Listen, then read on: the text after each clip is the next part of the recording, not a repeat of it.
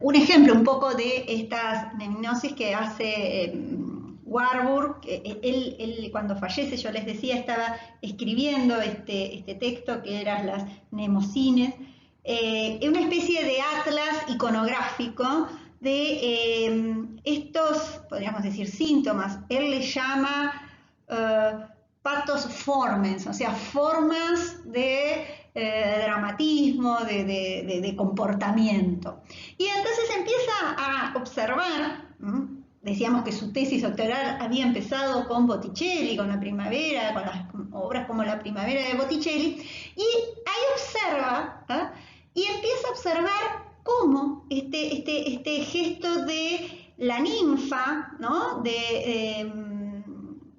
De un ser humano conmovido, que camina, que corre, que danza, que de alguna manera hay una exaltación, dice orgiástica, en este ser humano, en su lenguaje gestual. Entonces, observa que en el mundo clásico, en los relieves del arte griego, ve este modo de representar en las ninfas, en las ménades que danzan, algunas de estas ninfas representadas con serpientes enroscadas alrededor de los brazos, o la serpiente que forma una diadema en la cabeza, ¿no? Esta idea de ninfas que están en un estado así de frenesí, ¿no? Frente a otras representaciones de la mujer. Donde lo ve completo es bueno, ahí tienen dos representaciones del mundo griego, de la antigüedad. Luego, esta misma representación, él la va a observar, por ejemplo, cuando regresa a este modo de representar el cuerpo de la mujer de esa manera, esta figura que danza en movimiento, ¿no? Deja de observarla, pero porque no tiene documentos hasta entonces, y vuelve a observarla en estos relieves, por ejemplo, de Donatello, en donde Donatello presenta el festín de Herodes, ya estamos en el Renacimiento, para la pila bautismal de la Catedral de Siena, y allí que la descubre, si ustedes la ven, está a la mesa, están sirviéndole los manjares, y ahí aparece Salomé, sobre la derecha, casi en el centro, y vuelve esta experiencia de un movimiento corporal, anímico, ¿no? Las danzas de esta figura totalmente representada completa, en movimiento, un cuerpo grácil, ¿no? Esta idea de comprender estos patos formales, fórmulas de emoción.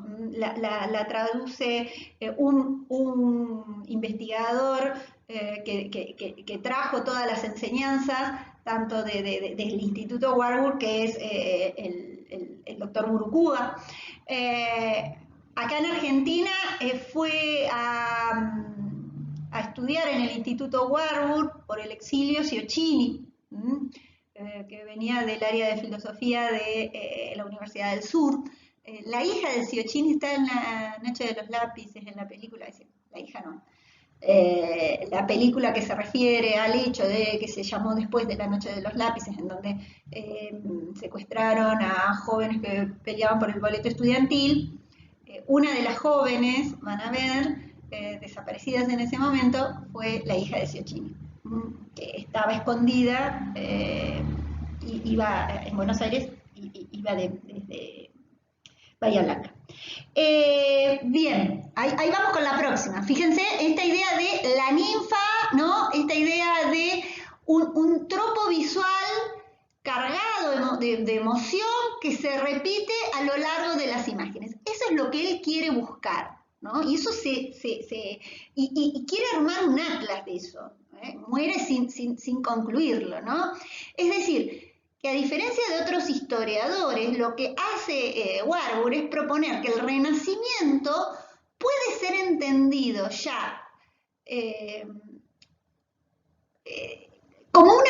crisis en la que los artistas quieren expresar su sentir a través de la figura de la ninfa, un caso, no es solo esto, ¿no? Esto es un caso que entonces por eso, ¿no?, recupera esta figura, ¿no? Y es a partir de estas ideas, de esta idea de estas fórmulas de emoción, que va haciendo distintos ensayos. Empieza con la figura de la ninfa en su primer tratado, donde lo que hace es historizar sobre cómo nuestras emociones se expresan en las imágenes, ¿no?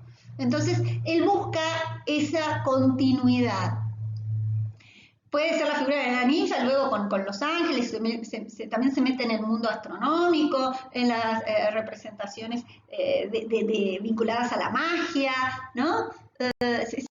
Y fíjense cómo llegamos a la primavera de Botticelli, ¿no? En el caso del relieve es de un escultor, Agostino Di Duccio, que hace estos relieves para el templo que está en Rímini, el templo malatestiano. Fíjense en el centro, esta ninfa nuevamente, grácil, como bailando, con sus vestidos al viento, ¿no? Ese cuerpo casi de una él dice, hay una exaltación, ¿no?, casi orgiástica, que se puede ver en ese lenguaje gestual, en ese lenguaje corporal. Y vamos a la obra que va a dar pero fíjense cómo representa, bueno, las tres gracias, Flora, ¿no? Este lugar común, este topos de la ninfa, en cantidad de posibilidades, en este caso, ¿no? Es decir, acá aparece, por un lado, la ninfa más serena, en una magnificencia serena, que sería Venus, ¿no?, que está en el centro. ¿Cómo me doy cuenta que Venus es Venus? Es una mujer que siempre está acompañada por Cupido. Ahí lo tienen, a este niño al lado, casi bebé, con las... a veces se le pone el carcaj para que lleve las flechas, la flecha, el arco, ¿no? Por el otro lado, hacia la derecha de Venus, la ven a la primavera, ¿no? Y ya es otra representación de esas ninfas. Ya no es la ninfa serena, sino la ninfa avanzando con esa agitación, es decir, no tan agitada como Flora, que es la que va hacia la derecha, con ese paño, con esos vestidos y esas transparencias, pero tiene un andar muy, muy grácil, ¿no?, que lo podemos encontrar incluso esa misma gestualidad, esa misma actitud corporal en otras obras que las vamos a señalar después. No están señaladas, pero si nos metemos en este modo de hacer historia, vamos a buscarlo en otras obras. Recuérdenla. Luego, bueno, la danza de las tres gracias. Ahí tienen otra manera de representar las ninfas. Es decir, es lo que ve que acá hay distintas maneras que se pueden representar las ninfas en este cuadro de la primavera y que él empieza a buscarlo. Incluso piensen en las obras del Art Nouveau, ¿no? Esas representaciones de mujeres que se utilizaban mucho para la publicidad, ¿no? Bien. Quizás una de las obras que a mí me parece más impactante con respecto a esta manera de interpretar, de analizar las imágenes que tienen una función representativa desde un punto de vista. Panofsky tiene también un texto muy interesante, es decir, Panofsky, ¿qué hace? Se exilia a partir del nazismo, se tiene que exiliar en Estados Unidos. Dice Didi Huberman, un historiador contemporáneo, que este exilio y este cambio de lengua lo vuelven como mucho más pragmático entre el alemán y el inglés, parecería que él dice hay una visión más práctica, más pragmática, y marca un método que se instala, que él constituye, que es el método iconográfico-iconológico, ¿no? Entonces, hablamos de programas iconográficos, hablamos, ¿no? Es decir, de cómo interpretamos estos símbolos que están presentes en la obra. Volvemos a esta idea de síntoma, ¿no? De que hay algo más. Y vamos a hacer un ejemplo de esto. Supongamos esta obra, que es una obra de Bronzino, que fue enviado, ¿no?, a Francia, al rey Francisco I, según nos dice Vasari. ¿Qué vemos? Bueno, es una alegoría del amor, está titulado como Venus y Cupido, ¿no? Pertenece ya al periodo del manierismo, en el momento en el que estaba escribiendo Vasari. No era considerado, el manierismo se considera y se recupera mucho después. Hay algo que sucede en el siglo XV, en el siglo XVI, es que se empieza a difundir esta práctica de interpretar representaciones, ¿no? Esta cultura humanística lo que hace, en el contexto del Renacimiento, es interesarse por estas alegorías, estos símbolos que nos vinculan con esa antigüedad clásica, ya no solo con los textos bíblicos. Incluso empiezan a aparecer, y yo les dejo una imagen, manuales de iconología. El más conocido es el de Ripa, el de Cesare Ripa, en donde presenta personificación de conceptos, ¿no? Es decir, es como una enciclopedia en donde aparece sistematizada toda la iconografía hasta la fecha. Entonces, ¿qué hacen los artistas? Decía Ripa, las imágenes están hechas para significar una cosa distinta de la que se ve. Con los ojos no tienen como... es decir, yo lo que veo es más allá de lo que eso significa. Eso lo decía Ripa en el contexto del Renacimiento, ¿no? En donde escribe ese texto de iconografía. Nosotros ahora estamos en el siglo XX y leyendo un texto básico del siglo XX de Erwin Panofsky. Erwin Panofsky, ¿qué hace? Arma como un método de estudio de la historia del arte el método iconológico, que tiene distintas, y entonces él habla de esos tres momentos: el preiconográfico, el iconográfico y el iconológico, que es lo que a ustedes les tiene que dar claro de este texto. Supongamos que tengo esta obra de Bronzino. Volvemos entonces a observarla. ¿Qué veo? Bueno, en el centro está Venus, ¿no? Es una... ¿Cómo me doy cuenta de que Venus es Venus? De que esa mujer es Venus. ¿Por qué?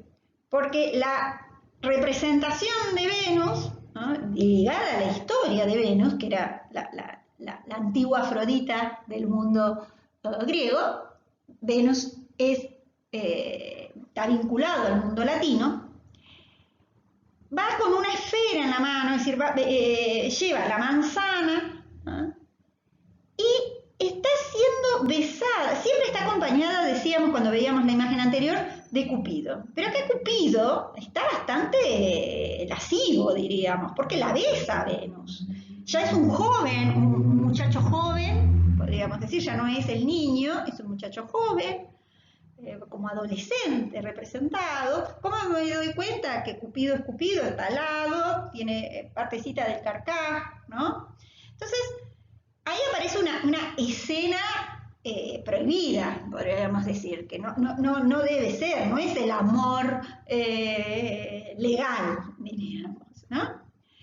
Fíjense quién está arriba, ¿no? Un personaje, un hombre con barba, como mayor, alado, tiene unas alas y tiene un reloj de arena. Bueno, es la representación de Cronos, el dios del tiempo, que en este caso su brazo separa, abre una cortina, ¿no? Bien, ¿quién aparece abajo de Cronos, diríamos? Este Putis, ¿no? Este niño, ¿ah? Jovencito, ¿ah? Que se vincula al placer. Algunos dicen un placer loco, ¿no? Este niño que sonríe, que va arrojando pétalos de rosas, ¿no? Que tiene incluso en el pie, van a ver que tiene como una cadenita, que no le molesta, las rosas eh, no le molesta todo ese placer loco, ¿no? El placer eh, del primer tiempo, diríamos, ¿no? Debajo, fíjense que aparece una figura que va a tener dos caras, ¿no? Algunos dicen que era la arpía, Vasari dice que es, bueno, una muchacha vestida de verde, fíjense ahí detrás. Vasari dice que es el engaño o el fraude, ¿no?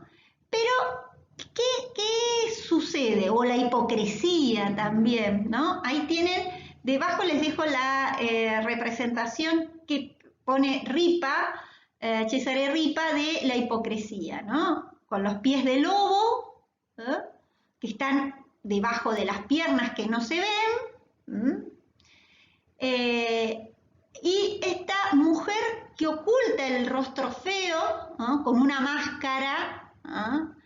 Y ofrece esta idea de las dos cabezas, la joven y la vieja, tiene dos corazones, uno en la mano derecha y una máscara en la izquierda, tiene una cola de dragón, fíjense que se ve la cola, parte de la cola, ¿no?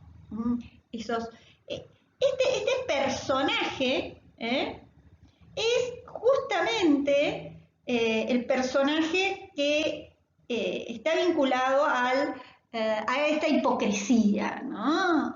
A esta idea de engaño, ¿no? Las patas de dragón, pero en su mano suele llevar miel. ¿Por qué? Se seduce con la miel, pero en realidad es otra cosa, ¿no? Esta idea de está siendo engañado, ¿no? ¿Quién más aparece? Bueno, nos vamos hacia la izquierda. Ahí aparece un personaje raro, ¿no? Sosteniéndose la cabeza, como con una cara muy deformada, es la personificación de la envidia, suele llevar incluso hasta serpientes en la cabeza, dice que la envidia deforma nuestra cara. Y luego van a ver otro personaje que parecería como que le falta una parte. Se decía hasta el siglo XVI que la cabeza estaba formada por tres partes, ¿no? El frente era el sentido común, la parte media era la imaginación y la parte detrás de la cabeza era la memoria. Y si ustedes se ven a este personaje, le falta la parte de atrás de la cabeza, ¿no? Como que estuviera inconclusa. Bueno, es decir, cuando no tengo memoria, ¿qué pasa? Esa es la representación del olvido, ¿no? Entonces, ¿qué es lo que todo esto está queriendo decir? Bueno, es justamente la representación del amor ilícito, ¿no?